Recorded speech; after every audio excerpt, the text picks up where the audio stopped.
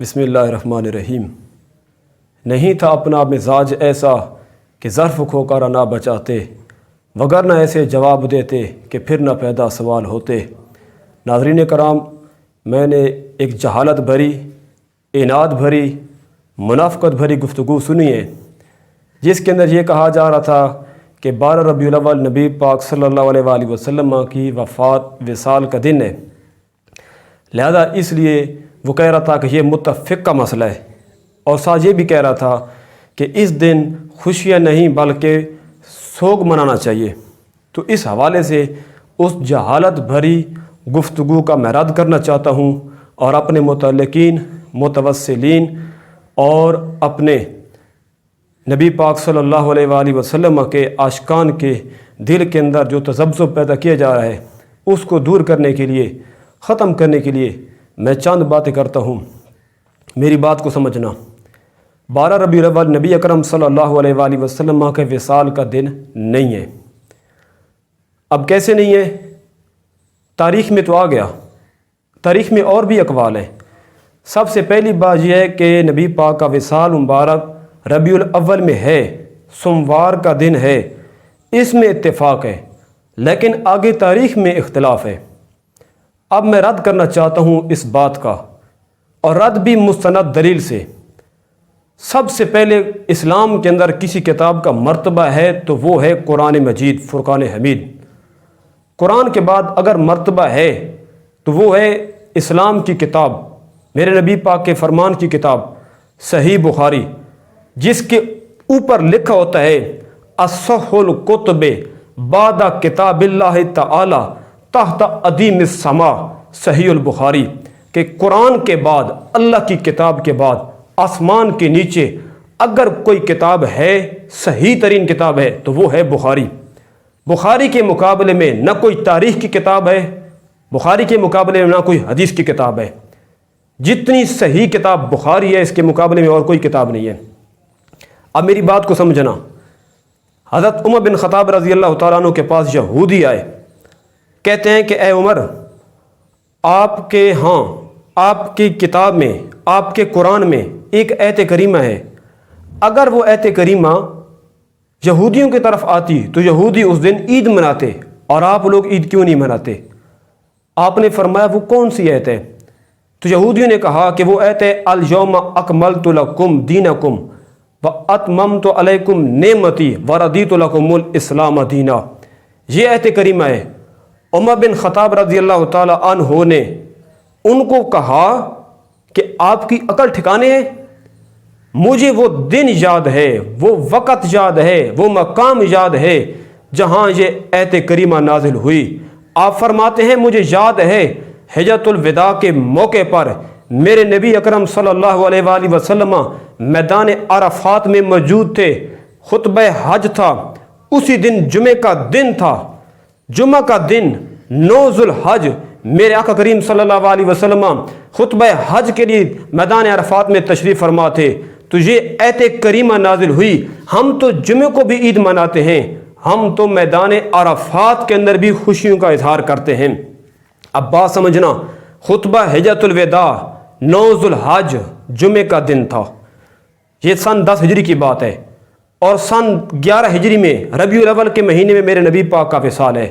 دوسری روایت ہے بخاری کی، وہ کیا کہتے ہیں کہ ایک دن نبی اکرم صلی اللہ علیہ وآلہ وسلم، سوموار کا دن تھا، صدیق اکبر نماز پڑھا رہے ہیں، اور میرے آقا کریم صلی اللہ علیہ وسلم نے حجر انور سے پردہ اٹھایا۔ صحابہ کرام نے میرے محبوب صلی اللہ علیہ وسلم کے چہرے انور کو دیکھنا شروع کر دیا، والضحیٰ کے چہرے کی طرف دیکھنا شروع کر دیا۔ صدیق نے پیچھے ہٹنے کی کوشش کی، میرے آقا فرماتے نہیں صدیق نماز پوری کرو۔ اتنے میں میرے نبی پاک صلی اللہ علیہ وآلہ وسلم پردہ نیچے کر دیتے ہیں۔ اسی سوموار کے دن امام بخاری روایت کرتے ہیں میرے آقا کریم صلی اللہ علیہ وآلہ وسلم کا وصال ہو گیا۔ اب تیسری روایت، یہ بھی بخاری کے ہے، صدیق اکبر رضی اللہ تعالیٰ عنہ آپ پوچھتے ہیں میری بیٹی اے عائشہ بتا نبی پاک صلی اللہ علیہ وسلم کا وصال کس دن ہوا؟ آپ فرماتی ہیں ابا جان وہ تو سوموار کا دن تھا۔ پھر فرماتے ہیں بیٹی آج کون سا دن ہے؟ ام المومنین عرض کرتی ہیں ابا جان آج تو سوموار کا دن ہے۔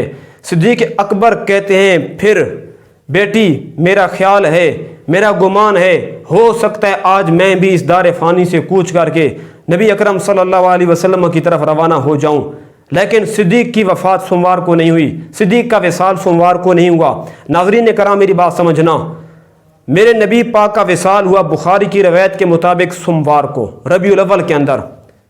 اب بات سمجھنا، 9 ذو الحجہ جمعہ کا دن، آگے ہے محرم صفر، یہ 2 مہینے، ذو الحجہ محرم صفر، یہ 3 مہینے گنو، 3 مہینے 30 کے گنو، اور پھر آگے سوموار کا دن 12 ربیع الاول نہیں بنتا، تینوں مہینے 29 کے گنو، پھر بھی 12 ربیع الاول سوموار کو نہیں بنتا، ایک 29 کا، 2 30 کے، 2 29 کے، ایک 30 کا، جس ترتیب سے مرضی مہینے گنتے رہو، 12 ربیع الاول سوموار کا دن بن ہی نہیں سکتا۔ اگر 12 ربیع الاول کا دن بنتا ہے سوموار کا تو بنا کے دکھاؤ، سن 10 ہجری 9 ذو الحجہ جمعے کا دن ہو، اور پھر آگے دن گنتے جاؤ، اور ہر مہینے کے دن گنتے گنتے 12 ربیع الاول سن 11 ہجری میں سوموار کا دن بن ہی نہیں سکتا۔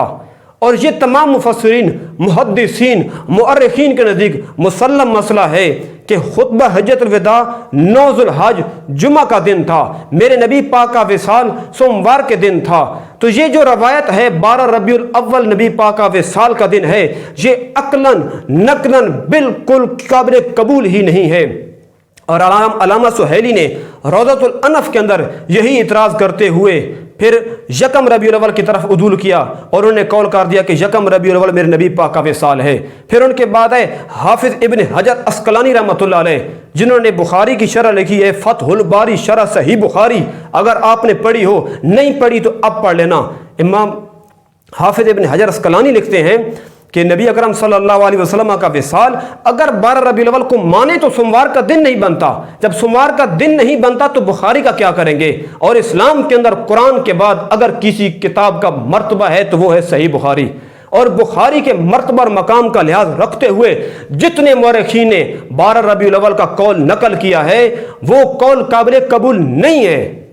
بخاری کے مقابلے میں کوئی حدیث کی کتاب قابل قبول نہیں ہوتی، اور بخاری کے مقابلے میں اور کسی تاریخ کی کتاب قابل قبول نہیں ہوتی، کیونکہ جب بخاری کی حدیث صحیح ہو اس کے مقابلے میں کسی اور حدیث کی کتاب سے حدیث صحیح لے کر آؤ، بخاری کی روایت کو ترجیح ہوتی ہے جب بھی ان کا آپس میں تضاد ہوتا ہے۔ امام بخاری رحمۃ اللہ علیہ نے یہ بات ثابت کر دی کہ میرے نبی پاک کا وصال سوموار کو ہوا، لیکن تاریخ میں اختلاف تھا، اور اس تاریخ والی کوئی مستند روایت امام بخاری تک پہنچی نہیں ہے، اس لیے امام بخاری نے وہ روایت نقل ہی نہیں کی۔ اور رہی بات حافظ ابن حجر عسقلانی کی، تو وہ کہتے ہیں جن اکابرین نے 12 ربیع الاول کا قول کیا ہے تو ان سے ایک تسامح ہوا۔ تسامح یہ ہوا، اصل عبارت تھی ثانی شہر الربیع الاول، کہ ربیع الاول کے مہینے کے 2 تاریخ کو میرے نبی پاک کا وصال ہوا۔ کہیں جنبش قلم سے کیا ہو گیا، شہر کی بجائے اشر کا لفظ لکھا گیا، اور وہی اشر کا لفظ چلتا رہا، کسی نے توجہ ہی نہیں کی، کیونکہ کہتے ہیں کہانی بدل گئی ایک جنبش قلم سے، ایک نقطے نے دلیل کو ذلیل کر دیا۔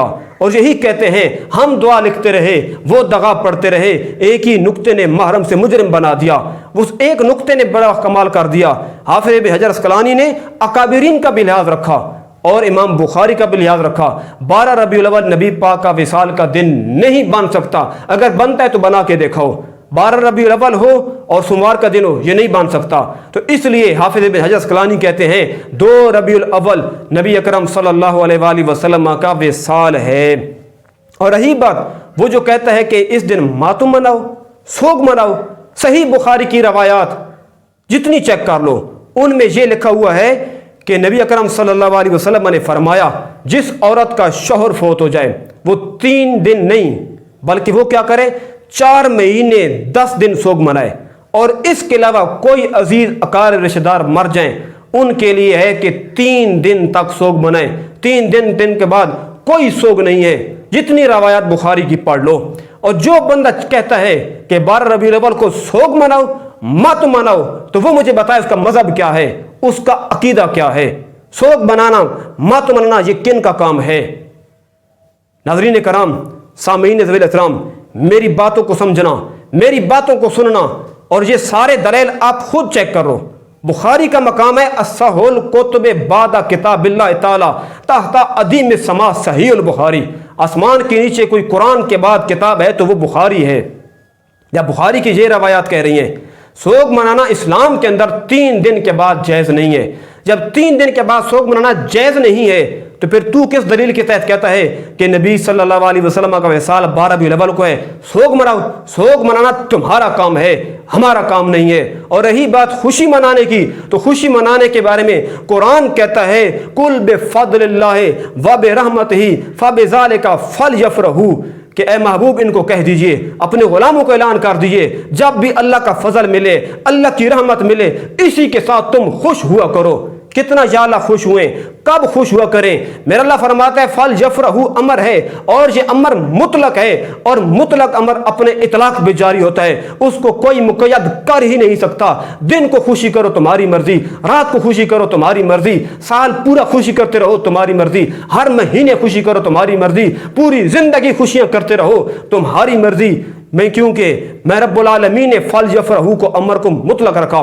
اور جو میں نے کہا جہالت بھری تقریر ہے، وہ جہالت بھری اس لیے کہا کہ اصول الشاشی، نور الانوار، حسامی اور باقی جتنی بھی اصول کی کتابیں ان لوگوں نے پڑھی ہیں، ہم نے بھی پڑھی ہیں، ان کے اندر یہی لکھا ہوا ہے امر اپنے اطلاق پہ جاری ہوتا ہے. فلیفرحوا امر ہے اور یہ مطلق ہے، اور مطلق کو کوئی قید کر نہیں سکتا. اور رہی بات سوگ منانے کی، کوئی ایک روایت، کوئی ایک قرآن کی آیت دکھا دو جہاں لکھا ہو کہ ہر سال، ہر مہینے، ہر دن، ہر وقت تم سوگ منایا کرو.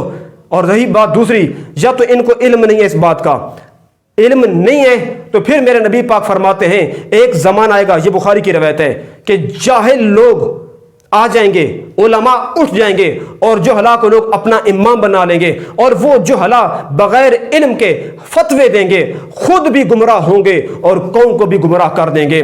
اور رہی بات دوسری کہ اگر یہ لوگوں کو علم نہیں ہے تو پھر کیا ہوا کہ یہ جاہل ہیں. اگر علم ہے، علم ہونے کے باوجود یہ جان بوجھ کے ایسی باتوں کو چھپاتے ہیں، ایسی تحقیقات کو چھپاتے ہیں، تو پھر قرآن نے جو مثال بتائی ہے یہود علماء کی، اللہ فرماتا ہے کمثل الحمار، کہ یہودی علماء گدھے کی مثل ہیں. کیوں کہا تھا؟ کیونکہ وہ میرے نبی پاک صلی اللہ علیہ وسلم کی صفات کو، میرے نبی پاک صلی اللہ علیہ وسلم کے کمالات کو وہ چھپاتے تھے، حق بات ظاہر نہیں کرتے تھے، اپنی من مانیاں تشریحات کرتے تھے، اپنے من مانے مسائل بیان کرتے تھے. تو ناظرین کرام، سامعین ذوی الاحترام، میری یہ گفتگو آپ نے سنی ہے، اور یہ سننے کے بعد اس کو سمجھو، اور سمجھنے کے بعد ایک کام کرنا، ویڈیو لائک بھی کرنا ہے، چینل کو سبسکرائب بھی کرنا ہے، اور گھنٹی کو بھی دبا دینا ہے تاکہ میری ہر نئی آنے والی ویڈیو آپ تک پہنچتی رہے. اور یہ میری بات، یہ میری گفتگو آگے شیئر بھی کر دو تاکہ وہ لوگ، وہ ہمارے بھائی، وہ اشکان مصطفیٰ جن کے دلوں میں منافقین اور ایسے لوگ فتنہ باز جو تذبذب پیدا کرنا چاہتے ہیں ان تک یہ پہنچ جائے، ان کے دل میں تذبذب یہ ختم ہو جائے کہ ہمارے نبی پاک صلی اللہ علیہ وسلم کا وصال 12 ربیع الاول کو تھا ہی نہیں. اگر 12 ربیع الاول ہوتا بھی ہے تو پھر بھی کسی صورت میں سوگ منانا جائز ہی نہیں ہے. رہی خوشیوں کی بات، دن کو، رات کو، صبح شام، جس وقت چاہے، قرآن کہتا ہے فلیفرحوا، خوشیاں مناؤ. دعا ہے کہ اللہ تعالی ہم سب کو دین سمجھنے کی، عمل کرنے کی توفیق عطا فرمائے.